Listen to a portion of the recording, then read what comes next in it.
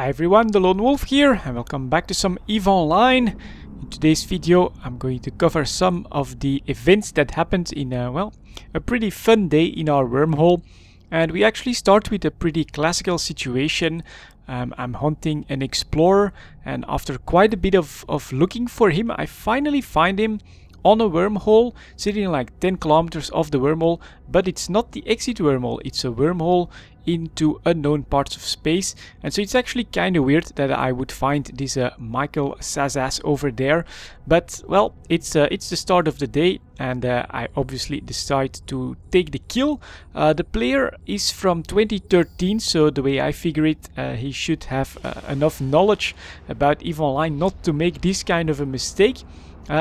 But it was a pretty unusual situation.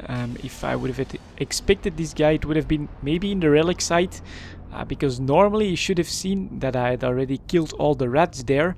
But nope, he was hanging around the wormhole, and so I proceed to destroy his magnet with the full fury of my Nemesis stealth bomber. Since he's from 2013, I decide to try my luck on the pot, and well, kind of weird here again, he doesn't leave on time, so I actually do have a point and a web on him. And then I decide, well, alright, I'm going to send him home in the Pod Express, so he'll get to wake up straight in his home station after just a few more shots. And there he goes. I also scoop his corpse, of course. I'm not going to leave that behind. And then I go after the loot, and this is pretty weird. There's actually a proof of discovery in his magnet as well. So I decide to get rid of the evidence of my assassination right here, and then I head off to one of the planets just so that I can cloak up and try to figure out what was happening here, because it was pretty damn weird. And after that, the weirdness just kept going, because next thing I know, there's another magnet on the scan, and this one is in a pretty weird position because I had the D-scan from the POS and there were no signatures in D-scan range from the POS. So it's not like he's on his wormhole, it's not like he's doing something else in there. So it turns out he was in a safe spot, and that means I have to go after him in combat scanner probes. Now, was this a risk? Of course, you know, normally you have the combat scanner probes on D-scan and then he should have known to go away. But I'd been going over all of the moons on our planet, on planet 6 right there, to try and find this guy. That was my first thought. He's either on the planet or one of the moons. And so for like over 10 minutes, he hadn't moved. He was still there. I also knew that he was actively scanning in the system because I had done a little bit of recon looking around through what was happening, and I did notice his probes out there. So yeah, he's just sitting in his safe spot, uncloaked, doing his scanning inside the wormhole. And obviously he doesn't pay attention to his D-scan because I can just break out the combat scanner probes. I do this from our scanning frigate, so not from my Nemesis, because you do need a somewhat more powerful probe launcher to do combat scanning. But after a bit of trouble, it is just a frigate, I do manage to finally start to get a hold on this magnet's location. So as you can see, somewhere in the middle of nowhere, in a safe spot, but kind of weird that he's not cloaked. And my brother has joined me online in the meantime, so he's in a cloaky legion. And so the plan at this point is for me to discover his location, give my brother a warp in, and then just try to figure out what the hell is going on.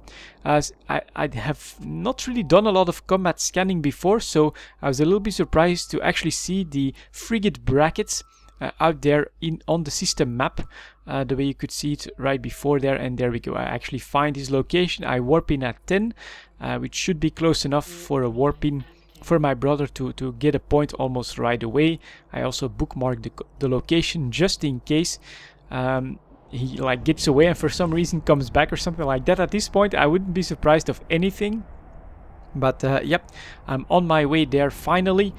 This took me like 15 minutes or so to find this guy, and there is Dracumel sitting in the middle of nowhere in his magnate, and he still hasn't noticed anything. He's just still scanning the other signatures in the wormhole, I bet. But it does turn out that he's a very recent player, so only like a few days old, maybe 2 weeks or something like that, I think is what my brother told me. So I decided to move because I don't want to accidentally be decloaked by my brother coming in or anything like that. I almost make a mistake here. You can see I'm almost at 2,000 meters from the target, but just in time I decide to put up an orbit at 5 kilometers, and so I start to actually pull away a little bit. And in the meantime, my brother's Legion is coming in. It takes a little bit more time. A Legion is quite a bit bigger than a frigate, so his warp is actually pretty slow, but any moment now he's going to decloak and try to catch this magnate right here. There he comes. But at this point, you know, he's extremely new. This is the second magnate we find here. We're really starting to wonder what the hell is going on here, so we're hesitating. Are we just going to dispatch this guy? I mean, he's so new. Maybe we shouldn't do it. I keep telling him, well, just, I don't know, go for the kill. We'll figure out what happens later. And so my brother does take a few laser shots after catching him. So again, this should be a web scram combo, I think. And he finally starts to move. And so my brother is just like, what? Really? I don't want to do this. Maybe we should just like help him get out or something. He's just too new for me to get a kill on that. We usually have less scruples, but he actually warps away. So it turns out that the magnate was warp scrammed. And what was actually happening is that our exit was in an Amar newbie system. So in this high-sec system at the other side of our static, we're like 50 or 60 new players doing their scanning tutorials. And so they often did come across this weird signature, which was our wormhole. And so they came in here in very, very young ships, new ships, and very inexperienced players were basically just right outside of our wormhole. That was pretty funny. And so we actually decided to ask them if any of them wanted to check out wormhole space. And Maddie over here decided, yeah, why not? I'll join you guys. So we took him to a belt. And this is when the escalation actually happened. So all of a sudden, a Tengu decloaked on us. He put a point on me. And so at this point we were like, oh man, our plan is completely screwed up. We wanted to show this guy some awesome stuff about the wormholes, but he was with us for maybe 5 or 10 minutes. We'd killed a couple sleepers, brought him to this ore site, so he was doing a little bit of mining on something he hasn't seen before. And then this Tengu comes here and spoils the party, actually starts to take small pot shots at him with a single launcher. So I put my rep on him, and at this point we're like, we just want to get him out. We want to try and get this new player out of here. So we ask the Tengu pilot to just stop attacking him and try to let him go. We tell our guests, because that's what he is at this point, to just try and make it for the wormhole. You know, his venture has a warp stabilization bonus, so he should be able to get out even if the Tengu actually points him. But he's a very new player, so that actually takes quite a little bit of time. And this is like a completely unknown situation for us, something completely new. Here is a Tengu decloaking on us, putting points on us. Honestly, we should have just gone straight for getting rid of him. Instead, I decided I'm just gonna counterpoint him, try to hope that the venture actually makes it out. So keep the reps up just in case. And there he finally goes. Look at that, our new player. He was maybe a few days old, I think. Gets out of there, and now what are we gonna do with this Tengu? Because he's pointed us. We're like, what is this situation? Is this guy going to try and fight us? Really, a single Tengu against a Legion and a Dominix? That doesn't sound like a very good idea. He's also not doing any damage on us, but then it's really starting to dawn on us when a Proteus actually warps in here as well. So yeah, it's pretty obvious that we are going to fight. We're still waiting for... Are they really gonna start shooting? Because this is still an even match, you know, a Proteus and a Tengu against a Dominix and a Legion. I would not... it's not a fight I would consider to be that easy to do, but after that there's actually a Confessor coming in, so you'll see that one warp in on us pretty damn soon. we're targeting both of them. I'm also targeting my brother because I have remote reps. So he said, yeah, let's just prepare for that, target everything. And then here comes the Confessor, and that gives us a pretty nice primary all of a sudden, because he's really pretty close to us, but I do think we can do enough damage on him. So we decide, yeah, alright, this Confessor is actually going to be our primary, so let's target that one. He actually opens up as well. He's the first one to do any real damage on us, so he's really giddy to try and get on top of us, and I point him, put my small lasers on him. Why did I have small lasers there? Well, that was to demonstrate to this new player. I was thinking that if we did any damage, I would show him the lasers, because that's visually one of the easiest to spot. Yeah, there we go. The fight's actually well underway now. We are targeting this Confessor. I've got 5 ogres on him, and then we notice that one of them has smart bombs. It's actually the Proteus, and I keep thinking for some reason that it's the Tengu. So that's going to be one of my major mistakes here, and I make quite a lot of them. But only one ogre is in smart bomb range, and so actually this Confessor is going down pretty damn quickly, and he dies, so pretty good. Next up, my brother actually called for the Tengu first, because that one was neuting pretty heavily, so we thought that was actually a pretty good idea. Unfortunately, that does mean that my Ogre 2s are coming in smart bomb range, and as you can see, they can do quite a little bit of damage.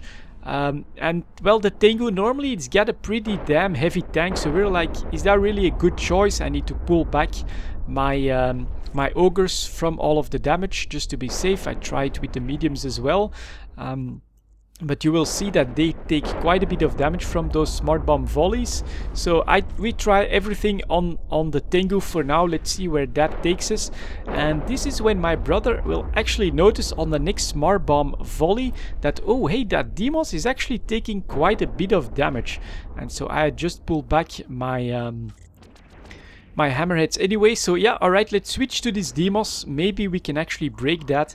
And so I put my ogres on that, and we start working on this Demos, which was taking quite a bit of damage just from the smart bombs, and that's actually the reason why we decided to switch. We'd assumed that, well, we're gonna lose this anyway, because they've been escalating this for quite a bit. We expect even more to come in than what's happening now, so let's try to kill anything that we can actually kill, and so that's going to be this Demos. In the meantime though, the smart bombing continues and my ogres get into structure, but they've got a lot of hit points and a lot of damage thanks to the Dominic's bonus, so this is actually working out pretty damn good. The Demos is in structure, but for some reason he doesn't fly away. I guess he's like most of the DPS or something, so I do end up putting a point on him. I start losing my ogres, and this is when they drop more on us, you know, a couple sabers and another Proteus. So yeah, it's pretty obvious that all we're maybe going to be able to do is take out this Demos. So I break out hammerheads as I lose my ogres. We try for that last bit of damage. They completely newt me out, so I've got no more cap, no more reps. My armor is going fast, but so is that Demos. We're really working on that one as hard as we can. Come on, just that little bit more. 2 for 2 would not be such a bad result, and there it goes. Actually, the Demos is down as well, so good job.